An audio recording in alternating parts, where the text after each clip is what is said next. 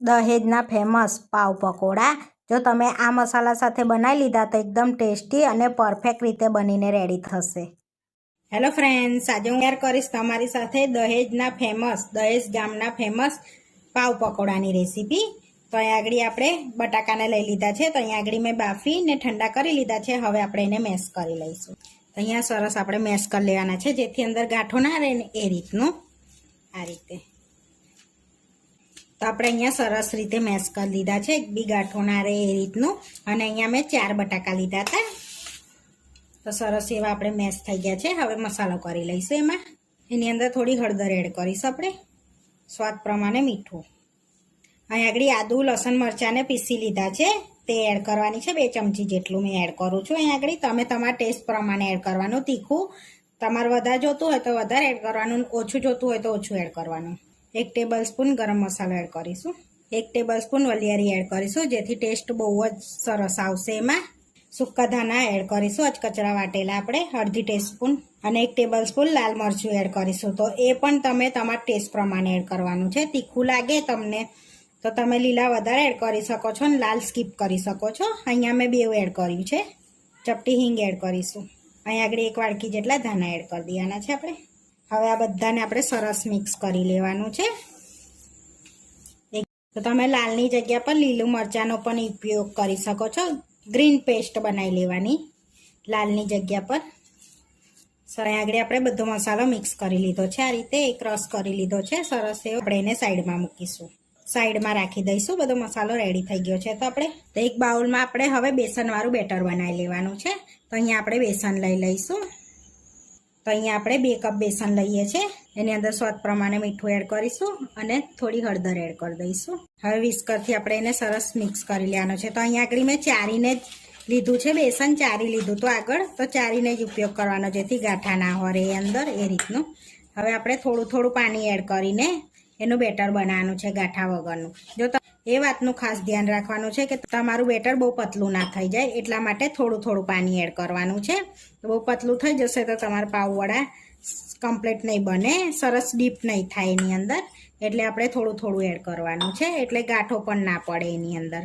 એકદમ perfect better બની ગયું છે, ગાંઠા વગરનું જોઈ શકો છો, સરસ એવું આ રીતનું. તો બહુ પતલું પણ નથી રાખવાનું, આપણે મીડિયમ રાખવાનું છે. આ રીતનું જોઈ શકો છો.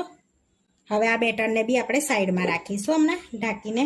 તો આગળ આપણે આ રીતના પાવ આવે છે, મિની પાવ કહેવાય છે અને જે સેવસનમાં વપરાય છે એ આપણે પાવ લઈ લીધા છે. હવે આપણે એને ચક્કુથી થોડાક કટ લગાડવાના છે. આ રીતનું કટ લગાડી લેવાનું છે. ને આ રીતની જગ્યા રાખવાની છે. જો ના ખબર પડે પાવને કઈ રીતે કટ કરવા, તો આ રીતના સાઈડમાંથી આપણે આ રીતનું કટ કરવાનું છે. તો આ રીતના રાખવાના છે, જોઈ શકો છો. આ રીતના બધા પાવને આપણે કટ કરી લીધા છે. હવે આપણે પાવ પકોડા બનાવી લઈશું. હવે આપણે પાવની અંદર માવો ભરી લેવાનો છે. તો અહીંયા આગળ આપણે થોડોક 1 ચમચી જેવો માવો લેવાનો છે અને અંદર આ રીતે ખોલી લઈશું અને આ રીતે ભરી લેવાનો છે અંદર. તો આપણે આ રીતે આપણે ભરી લેવાના છે અંદર. તો અંદરનું લેયર સ્પાઈસી હોય ને એટલે બહારના લેયરને એ બેલેન્સ કરે છે. એટલે આપણે અંદરનું લેયર સ્પાઈસી રાખવાનું છે. થોડુંક તમે મોરું ખાતા હોય તો તમારે મોરું રાખવાનું છે. તો અહીંયા બધા આપણે પાવ પકોડાને ભરી દીધા છે, આ રીતના જોઈ શકો છો, સરસ એવું. હવે આપણે એને તરી લેવાના છે. હવે બેટરમાં આપણે ચપટીક સોડા એડ કરીશું. હવે આપણે એની અંદર 1 ચમચી જેવું ગરમ તેલ એડ કરવાનું છે. તો બહુ ગરમ પણ ના હોવું જોઈએ. અને હવે બધું મિક્સ કરી લઈશું, જેથી આપણે તેલ એડ કરવાથી આપણે સોફ્ટ સરસ થાય છે એમ. તમારે ક્રિસ્પી કરવા હોય તો ક્રિસ્પી બી થાય છે, પણ થોડુંક તેલ એડ કરો તો સારું એમ. હવે બધું આપણે મિક્સ કરી દીધું છે. આપણું બેટર પણ રેડી થઈ ગયું છે સોડા એડ કરીને. હવે આપણે પાવ પકોડાને સરસ એવું ડીપ કરી લેવાનું છે. આ રીતનું સરસ કોટિંગ કરી લેવાનું છે એની પર બેસનનું. આ રીતનું જોઈ શકો છો, સરસ આ રીતનું. હવે આપણે તરવા માટે રાખી દઈશું અંદર. તો અહીંયા તરવા માટે આપણે પહેલેથી તેલ ગરમ કરવા મૂક્યું છે અને સરસ તેલ ગરમ થઈ ગયું છે. હવે આપણે પકોડા એડ કરી દેવાના છે અંદર, આ રીતે અંદર સરસ એવા. તો સરસ કોટ કરીને જ એડ કરી દેવાના છે અંદર, એટલે સરસ આપણા થાય.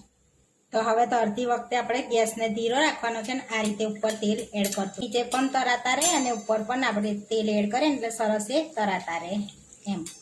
હવે પલટાઈ લઈશું. 2 મિનિટ તરાઈ દેવાના છે, પછી પલટાઈ લેવાના છે આ રીતે, એટલે બીજી બાજુ પણ સરસ તરાઈ જાય. તો આ સમયે આપણે ગેસને ધીરો રાખવાનો છે. એટલે હવે આપણે સરસ તરાઈ ગયા છે, જોઈ શકો છો. તો હવે આપણે કાઢી લેવાના છે ને બહાર તેલમાંથી. હવે આપણે જારામાં લઈ લેવાના છે અને તેલને નિતારી દેવાનું છે સરસ એવું. તો જોઈ શકો છો આપણે એકદમ કોરા પડી જાય છે. તો હવે આ રીતે બીજા પણ તરી લઈશું. પ્લેટમાં લઈ લેવાના છે આ રીતના. આપણે પાવ પકોડા તરાઈ ગયા છે, તો મરચાં થોડાક તરી લઈશું એની જોડે ખાવા માટે. તો આપણે મરચાં પણ સરસ તરાઈ ગયા છે, જોઈ શકો છો. હવે આપણે કાઢી લઈશું તેલ નિતારીને. હવે ગેસને બંધ કરીને આપણે સર્વ કરી લઈશું. તો આપણે બધા પાવ પકોડા તરીને રેડી કરી દીધા છે. તો હવે સર્વ કરી લેવાનું છે આપણે.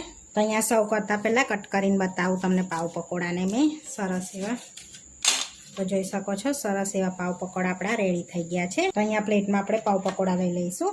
હવે આપણે બેસનની કઢી જોડે આપણે એને સર્વ કરીશું. તો અહીંયા આગળ બેસનની કઢી લઈ લીધી છે. તો બેસનની કઢી આગળ મેં શેર કરી જ છે. તમને રેસીપી જોતી હોય તો ત્યાં જઈને તમે જોઈ શકો છો મારા વિડીયો. અહીંયા આપણે ટોમેટા કેચઅપ જોડે સર્વ કરીએ છીએ અને કઢી જોડે અને મરચાં લઈ લઈશું અહીંયા આગળ આપણે.